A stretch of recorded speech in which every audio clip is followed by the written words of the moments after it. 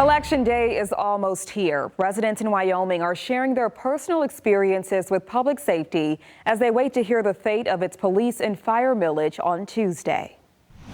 So we had gotten in the car to go to our 1-month well child, and I was in the back seat with him, and I had noticed that he had looked purplish red. Lauren Golke remembering tense moments for her family back in January of last year. They parked their car and saw that their 1-month-old son was struggling to breathe. Her husband quickly took action. He ran inside, started performing CPR right inside our door, and I called 911. So I was on the phone with dispatch while he was performing CPR. A couple of minutes later, 2 Wyoming police officers arrived and took over, performing CPR and placing an AED on Emerson. The fire department also showed up to help. And they took over and they were able to get Emerson breathing. He made a little noise, started breathing on his own.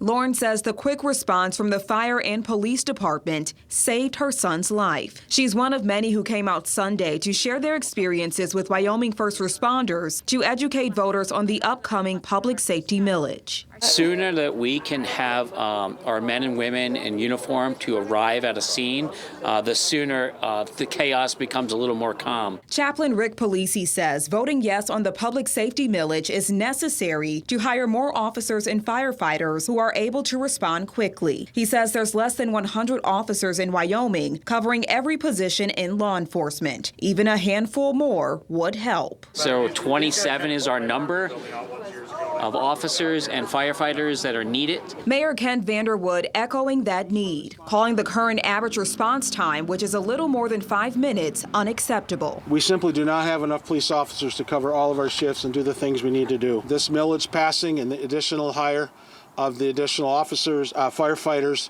will help reduce that response time for emergencies, and that's what this is all about. These are people's lives, and I just can't even imagine what people do when they aren't able to get someone to come.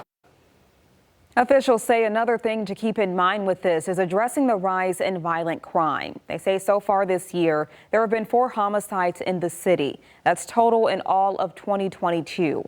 Officials are asking voters for a $1.5 million increase over the next 5 years, with more than $3.8 million to be raised in the first year.